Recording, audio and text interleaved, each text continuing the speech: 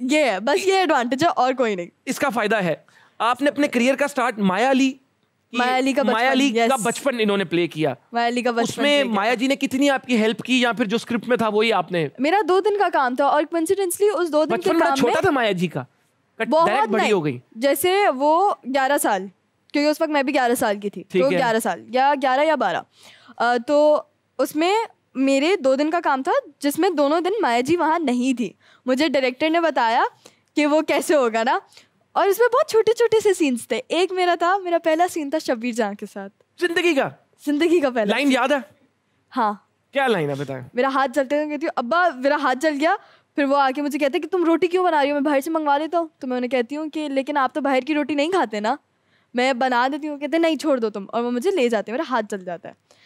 तो वो सीन था, उसमें से अब मुझे चीट भी करना था, और मेरा पहला सीन था, और मेरे सामने शब्बीर जहाँ थे। तो it was कैसे एक्सपीरियंस था? How do you remember it now? क्योंकि पहली दफा आप एक्टिंग कर रहे हो। सबको पता था सेट पे कि मेरा पहला एक्सपीरियंस है। सपोर्टिव थे सारे? सब बहुत सपोर्टिव थे। I got a round of applause उस दिन, माय फर्स्ट सीन। यस, और डायरेक्टर भी थोड़े टफ थे, लेकिन मतलब उनको पसंद आ गया, पहले सीन पे उनके लिए राउंड ऑफ अप्लॉज, तालियां वहीं। तो इस शो पे भी तो बनता है। आई थिंक वो आउट ऑफ सिंपैथी था, क्योंकि मैं बहुत नर्वस थी। मेरा पहला सीन था, नहीं आपने तालियां बजवा दी।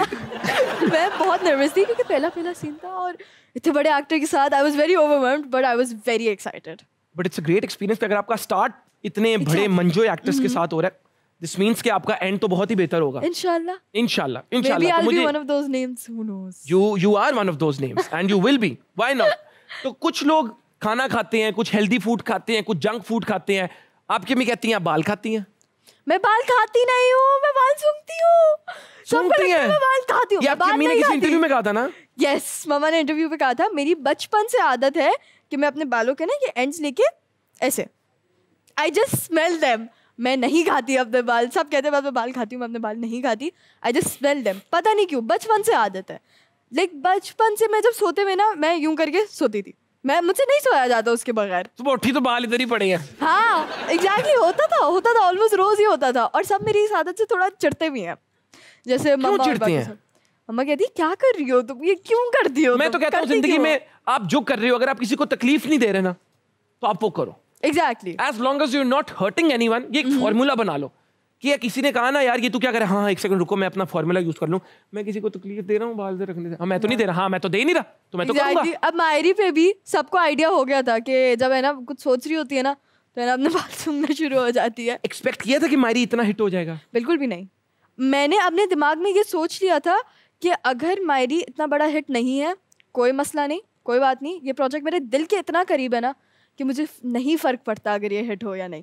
इसमें मैंने सीखा इतना है कि इट्स दैट प्रोजेक्ट कि it's just one of my personal projects. इतनी प्यारी बात कि उस अगर किसी एक्सपीरियंस से आप बहुत ज्यादा कुछ सीख लो ना, और वो एक्सपीरियंस हिट ना भी हो, तो वो फिर भी एक हिट है, क्योंकि आपकी लर्निंग पे आप कोई वैल्यू नहीं रख सकते। और मेरा पहला ये बड़ी इन्होंने काम की बात कर दी, that you have to reflect on. Please continue. And my first ever lead which was also very exciting, कि मेरा फर्स्ट लीड था। हाँ। और कास्ट हम लोग की बहुत अच्छी थी, तो उन सब से भी सीखने को इतना मिला।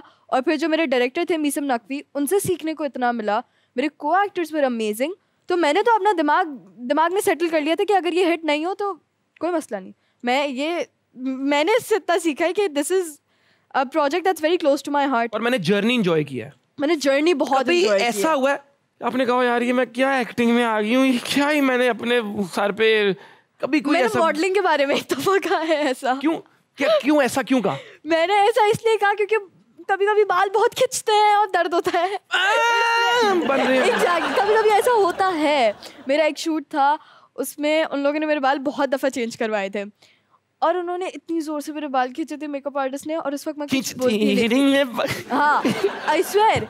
तो मेरा बस यही था कि मुझे नहीं करनी है मॉडलिंग, मुझे करनी ही नहीं है, मैं बस खत्म। लेकिन फिर वो दिन आज के दिन आपने मॉडलिंग छोड़ दी? नहीं, कंटिन्यू कर रही हूँ, लेकिन now I am a little bit. पहले मैं कुछ बोलती नहीं थी, बस ये था कि पहले जो कर रहे हैं वो करने दो। हाँ लिटरली दिस वाज मी कि बुरा लगेगा उनको, ये होगा वो होगा। अब मैं सोचती हूँ कि है ना, क्या जब आप इस तरह करते हो लोग फायदा उठाते हैं इस चीज का? जब लोगों को पता है यार इसने तो बोलना ही नहीं कुछ, ये तो इसने तो ये भी बेचारी सह लेगी, इनको मैसेज दें। हाँ, जब आप लोग कुछ ज्यादा ही बर्दाश्त कर लेते हो ना, तो लोग ये बात पिकअप कर लेते हैं, तो वहाँ पे और करते हैं कि इसने तो कुछ बोलना ही नहीं है आपका, और वो फायदा उठाते हैं। मैंने फिर सीखा कि नहीं, कभी कभी जब बहुत ज़्यादा दर्द हो रहा हो ना, तो कुछ बोल लेना चाहिए, कुछ तो बोले बंदा कि दर्द हो रही है ये वो। तो अब इतना तो सीख लिया है कि हर चीज़ इज़ नॉट एक्सेप्टेबल। अपने लिए आवाज़ नहीं उठाओगे तो दुनिया तुम्हारे लिए आवाज़ कब उठाएगी? ये भी एक मैसेज दे दिया उन्होंने। तालियां तालियां। एक साल के अंदर इतना आप हिट हो गई, कितना क्रेडिट आप देंगी लक को, कितना अपनी लुक्स को, और कितना हार्ड वर्क को? सारा क्रेडिट अल्लाह ताला को जाता है, अल्लाह मियां को। That's out of the box, ladies and gentlemen. That's a sixer. तालियां। I think looks का तो इसमें कोई, in my mind, I don't think looks do something for me. मैं चाहती हूँ कि लोग मुझे मेरी एक्टिंग से पहचाने, मेरे काम से पहचाने। ये नहीं कि ये तो बहुत प्यारी है, ये है वो है। और कुछ लोगों को मैं प्यारी नहीं भी लगती होंगी, लेकिन काम की जो अहमियत होती है ना। आप बताएं, प्यारी नहीं है ये? हाँ, सी बताएं।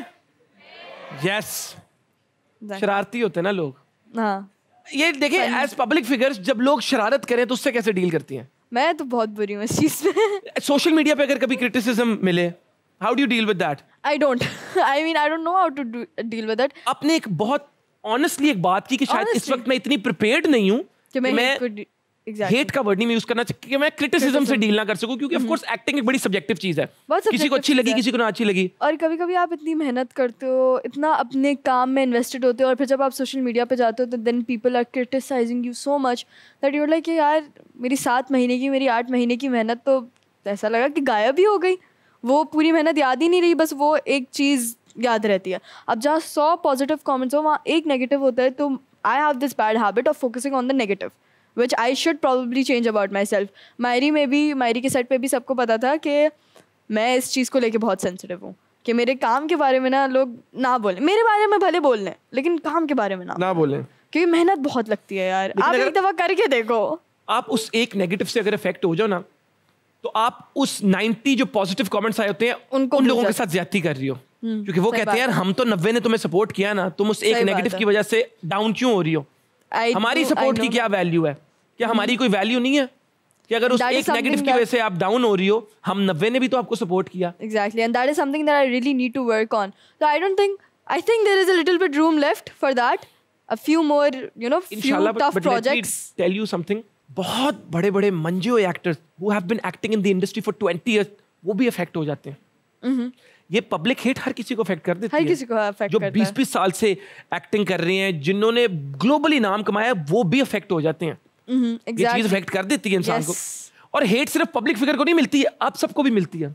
आपके इर्द गिर्द भी कोई दोस्त होंगे, आपके जानने वाले, आपके रिश्तेदार होंगे जो आपको नेगेटिवली क्रिटिसाइज करने की कोशिश करेंगे, आपको नीचा दिखाने की कोशिश करेंगे। तो अक्सर में लगता है कि जी पब्लिक फिगर को ही हेट से डील करना पड़ता है, आम आदमी को भी करना पड़ता है। बस उसके लिए तो बल्कि ज्यादा मुश्किल होता है, क्योंकि उसको तो वो लोग कर रहे होते हैं जो उसको जानते हैं, सही बात उसके दोस्त होते हैं, उसके अक्सर करीबी लोग होते हैं। आपको हमें तो फिर वो कर रहे होते हैं जिनको हम कभी मिले ही नहीं जिंदगी में। तो आप लोगों के लिए तो ज्यादा मुश्किल होता है कि नहीं? अपने आप के साथ सिंपैथाइज करके अपने लिए तालियां बजाओ।